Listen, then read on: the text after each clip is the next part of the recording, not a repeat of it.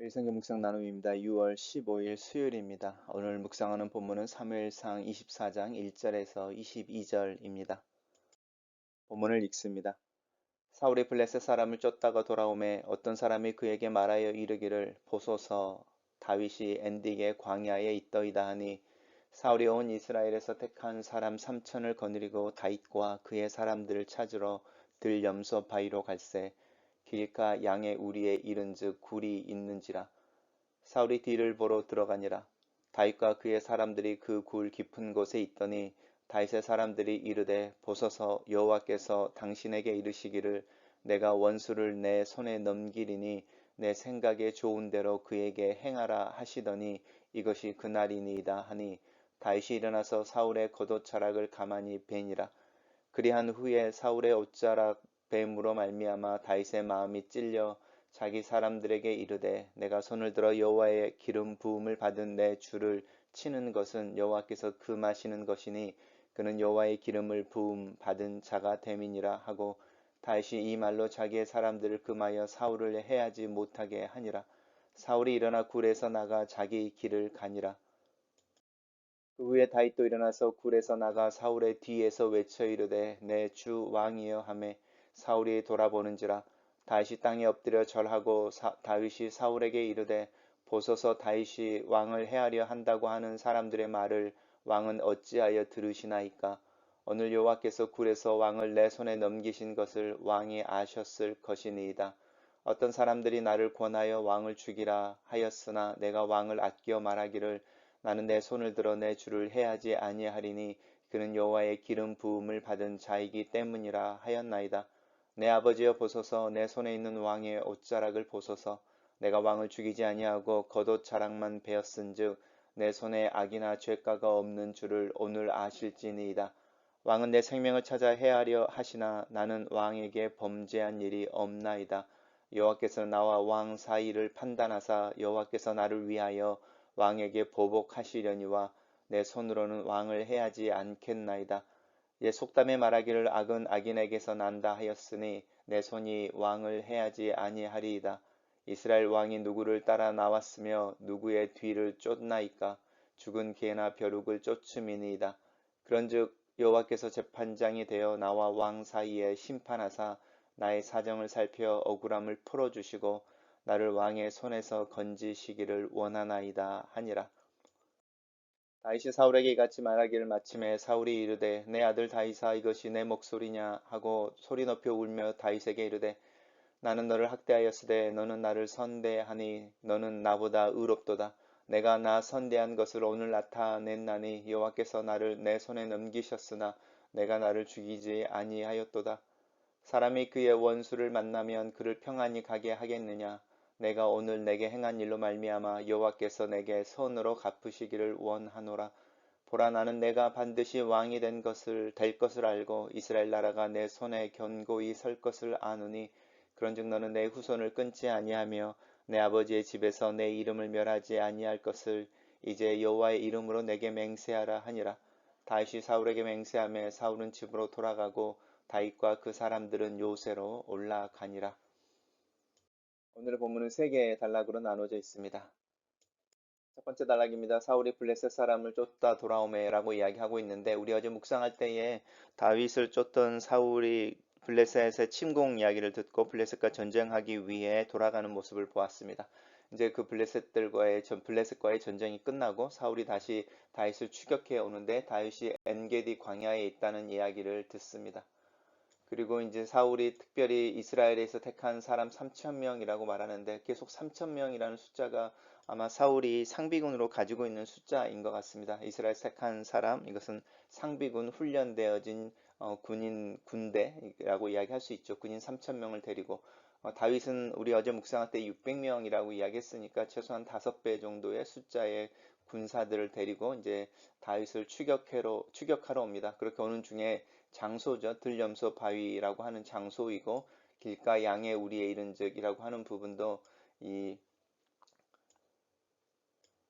장소에 대한 이야기를 하고 있습니다. 그곳에 이제 굴이 있었습니다. 굴이 있어서 뒤를 보러 들어갔다, 용변을 보러 들어간 것이죠. 이제 급한 용변을 보러 가야 하니까 홀로 굴에 들어갔는데 그 굴이 깊어서 깊은 곳에 마침 다윗과 그의 사람들이 숨어 있었습니다.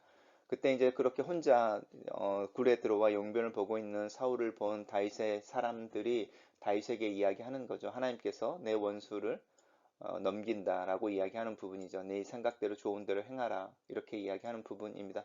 어쩌면 이것이 정말 하나님의 뜻이었을 수도 있습니다. 오늘 본문에서 사울도 그렇고 다윗도 그렇고 사실은 사울 홀로 고을에 들어온 상황을 하나님께서 사울을 네 마음대로 해도 좋다라고 허락하시는 상황으로 이해하고 있습니다. 하지만 다윗은 그렇게 하지 않죠. 단순히 사울의 겉옷 자락을 베고 그 자락을 벤 것만으로도 마음이 찔려 하는 것이죠. 그러면서 하는 이야기가 여호와의 기름 부으심을 받은 자, 내 주를 치는 것이 여호와께서 금하시는 것이다라고 사람들과 또 그 상황과 반대되어지는 하나님의 뜻을 해석해냅니다. 우리가 하나님의 뜻을 해석해낼 때에 구체적으로 어떤 일들을 해석해내기 전에 다윗이 하고 있는 것처럼 일반적인 부분, 하나님의 뜻의 보편적인 부분을 먼저 알고 있어야 되고 그 보편적인 원리의 근거에서 내가 처해 있는 특별한 상황에서 하나님의 뜻을 분별해낼 수 있습니다. 하나님의 보편적인 뜻은 이 하나님께서 선택하여 기름을 부은 자를 치는 것을 하나님이 금하시는 것입니다. 그리고 그 사람이 내 손에 넘겨져서 내가 그 사람을 죽일 수 있는 상황이 되었을 때도 그 일반적인 원리 때문에 내가 이제 그 왕을 죽이지 않겠다 이렇게 이야기하는 부분이 이제 우리가 가지고 있는 일반적인 상식선에서 하나님의 뜻을 분별하는 방법이라고 할 수 있습니다. 그런 여호와의 기름을 부음을 받은 자다라고 하는 부분이 다윗이 사울을 손대지 않는 다윗이 사울을 죽이지 않는 원인 이유가 됩니다. 단락을 요약해 보겠습니다. 전쟁이 끝나고 사울은 3천 명의 군사를 거느리고 다윗을 추격하던 중에 다윗의 무리가 숨어 있던 굴에 들어가 용변을 보나 다윗이 사울을 해치지 않는다. 이렇게 요약했습니다. 두 번째 단락입니다. 이제 두 번째 단락에 사울이 용변을 마치고 굴을 떠나고 이제 굴을 떠난 지 군사들과 그곳을 떠나서 일정한 거리가 되었을 때에 다윗이 굴 밖에 나가서 사울에게 이제 외치는 부분입니다. 그렇게 이야기하는 거죠. 나 주의 왕이여, 내 주 왕이시여 이렇게 부르는 부분이죠. 그러니까 다윗이 사울을 부르는데도 극진에 또 이렇게 예의를 갖춰서 부르고 있습니다. 그리고 예의를 갖추죠. 절하는 부분도 마찬가지입니다. 자기의 장인이기도 하고 또 당시의 나라의 왕이었으니까 그 왕에 대해서 온전한 예의를 이렇게 갖추고 있는 다윗을 볼 수 있습니다. 그러면서 이야기하죠. 나는 이제 다윗이 왕을 해하려고 한다는 소문을 이렇게 왕이 어떻게 해서 그것을 믿느냐라고 이야기하는 부분입니다. 그러면서 여호와께서 사실은 굴에서 왕을 내 손에 넘기셨다라고 하는 부분, 그 상황에 대해서 이야기하죠.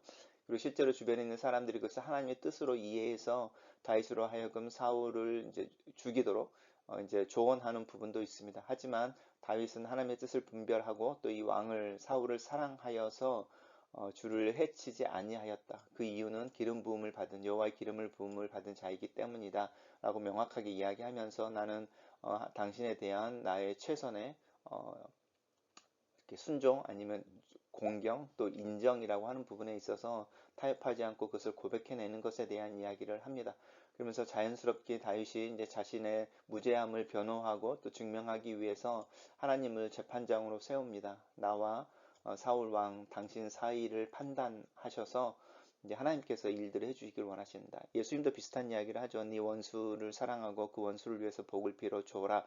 그렇게 하는 것이 사실은 하나님을 너와 그 원수 사이에 재판장으로 세우시는 것이고 하나님이 그것에 대해서 이렇게 그 대가를 또 판단을 하실 것이다라고 하는 부분입니다. 왜냐하면 사실은 우리가 우리 마음조차도 사실은 순결하고 또 정직한 게 100%다라고 말할 수는 없기 때문입니다. 그래서 이제 계속 이야기하는 게 이스라엘의 왕이 누구를 따라 나왔으며 누구의 뒤를 쫓나이까라고 사울에게 사람들의 말에 휘둘리는 사울 또 그 안에 있는 격정과 또 질투와 또 여러 가지 욕망에 의해서 이렇게 휘둘리고 있는 사울을 이제 그 깨우쳐 주는 것이죠. 그래서 다시 한번 여호와께서 재판장이 되실 것이다라고 하는 부분입니다. 그리고 나를 왕의 손에서 건지시길 원하나이다라고 다윗이 자기의 믿음을 사울을 향해서 고백하고 있습니다. 단락을 요약해 보겠습니다. 사울이 굴에서 나간 후 다윗이 사울을 향하여 자신의 무고함을 외친다. 이렇게 요약했습니다. 세 번째 단락에서는 그 다윗의 이야기를 들은 사울이 이야기하는 거죠. 내 아들 다윗아, 이것이 내 목소리냐? 라고 말하면 이제 소리 높이 웁니다. 어쩌면 이때는 사울이 원래의 이렇게 건강한 정신으로 돌아와 있는 때인지도 모르겠습니다. 그러면서 나는 너를 학대하였지만 너는 나를 선대한다. 그리고 너가 나보다 의롭다. 이렇게 이야기하는 부분입니다. 이런 이야기를 한다고 해서 사실은 사울이 변한 것은 아닙니다. 하지만 이 순간만큼은 사울이 전심으로 또 진심으로 다윗을 대하고 있습니다. 우리가 어떤 선을 행하게 될 때에 그것이 상황이나 관계를 100% 바꿔주지는 않습니다. 하지만 어떤 틈새 하나는 만들어주고 그 사람에게 작은 찬 시원한 공기처럼 시원한 물처럼 호의라고 하는 부분의 한 방울이 그 사람의 마음에 떨어지는 때가 있는 것을 저희 믿습니다. 이야기를 동일하게 합니다. 사울이 이제 다윗을 향해서 이야기하면서 동일한 이야기를 하죠. 그리고 요나단의 고백처럼 사실은 사울도 알고 있습니다. 그래서 사울이 오히려 다윗을 죽이려고 하는 거죠. 내가 반드시 왕이 될 것을 알고, 왜냐하면 하나님의 뜻이니까. 그리고 하나님이 세우셨으니까. 그리고 이스라엘 나라가 내 손에 견고하게 설 것을 안다라고 하는 부분도 마찬가지입니다.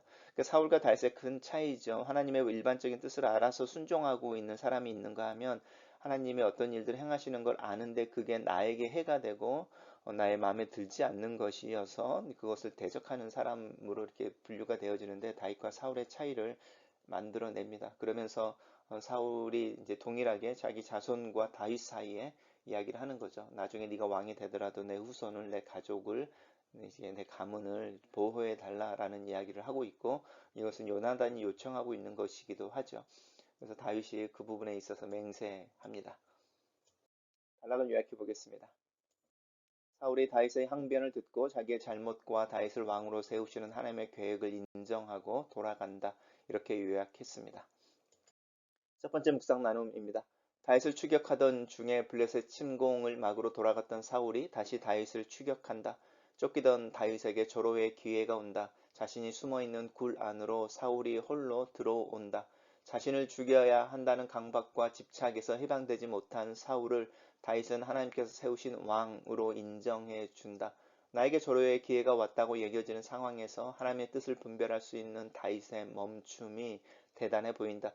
절천지의 원수처럼 자신을 대하는 사울을 살려주는 믿음 앞에 머리가 숙여진다. 왕이 되는 것보다 하나님의 뜻이 이루어지는 것이 먼저이고 더 중요하다. 내가 어떤 일을 이루는 것보다 하나님의 뜻이 이루어지는 것이 더 중요하다. 이 원리를 포기해서는 안 된다. 내가 원하는 것을 내 방식이 아니라 하나님의 방식으로 이루기를 애쓰는 중에 내가 원하는 것과 하나님의 원하는 것이 일치하고 또 동일한 방법으로 이루어지기를 기도한다. 두 번째 묵상 나눔입니다. 다윗의 항변은 자연스럽게 자신과 사울 사이에 하나님을 재판장으로 세우고 있다. 하나님은 의로우신 재판관이시다. 자신의 손에 들어온 사울의 목숨을 다윗은 하나님의 손에 올려 드린다. 왕은 칼로 되는 것이 아니라 하나님의 뜻으로 하나님께서 세우시는 것이다. 하나님의 뜻 아래서 다윗은 왕이 되어야 한다. 왕이 되는 것이 다윗에게는 최고의 가치가 아닌 이유이다. 하나님의 임재와 하나님의 뜻에 이루어짐이 다윗의 가치이다. 내가 중요하게 생각하는 가치는 무엇인지, 하나님과 나 사이에, 나와 다른 사람들 사이에 내가 놓고 다리로 삼는 내 삶의 가치는 무엇인지 아침에 고민해 본다. 세 번째 묵상 나눔입니다.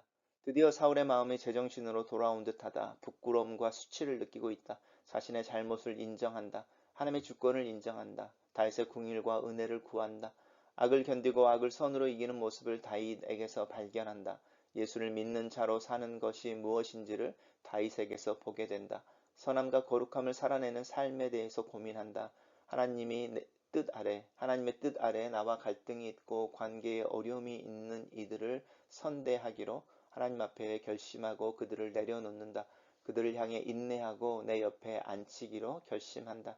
하나님께서 나를 선대하시는 것처럼 나 또한 그들을 선대하기를. 불러 쓰는 기도입니다. 살아계신 하나님, 다윗의 결단을 봅니다. 하나님의 뜻을 따라 왕이 되는 것의 중요성을 생각해 보게 됩니다. 내 힘으로 무엇을 이루려는 유혹에서 벗어나게 도와주시옵소서. 내 최선과 하나님의 일하심의 경계와 관계를 구별하고 이해하는 지혜와 통찰을 구합니다. 내 삶에서 분명한 우선순위와 가치를 정하고 그 믿음을, 그 가치를 살아내는 결단과 용기를 위해 기도합니다. 오늘 하루 누군가를 환대하고 용납하고 하나님 앞에 내어드리는 하루가 되기를 예수님의 이름으로 기도합니다. 아멘.